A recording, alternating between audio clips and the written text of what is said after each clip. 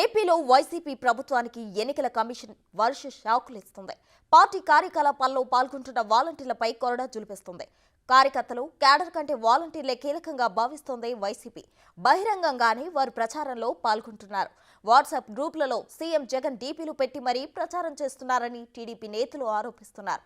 ఇంటింటికి తిరిగి తాయిలేళ్లు పంచుతున్న వీడియోలు వైరల్ అవుతున్నాయి. ప్రతిపక్షాల నుంచి ఫిర్యాదులు వెల్లువెత్తుతుండటంతో అధికార పక్షానికి వాలంటీర్లు దూరం చేసే పనిలో పడింది ఎన్నికల కమిషన్. ఇక పార్టీ కార్యక్రమాల్లో పాల్గొనే వారిని విధుల్లోంచి తొలగిస్తూ కీలక నిర్ణయం తీసుకుంటుంది. ఇప్పటికే రాష్ట్ర వ్యాప్తంగా చాలా మంది వాలంటీర్లను విధుల్లోంచి తప్పించింది.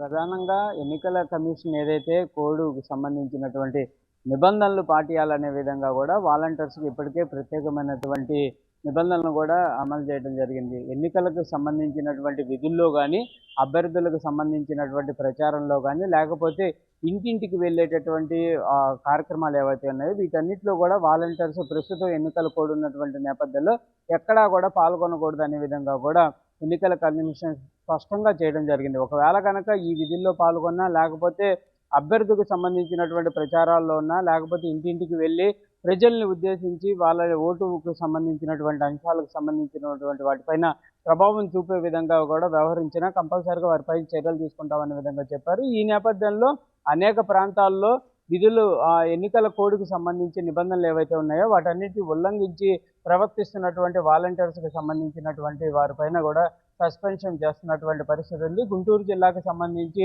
ప్రస్తుతం 45 మంది వాలంటీర్స్ను కూడా సస్పెండ్ చేసినట్లు కూడా ప్రాథమికంగా కూడా అధికారులు అయితే ధృవీకరిస్తున్నటువంటి పరిస్థితి ఉంది. టీడీపీ అయితే పూర్తి స్థాయిలో కూడా కంప్లైంట్లను రైజ్ చేస్తున్నటువంటి పరిస్థితి ఉంది. వాలంటీర్లు ప్రతి ఇంటికి వెళ్తున్నారు.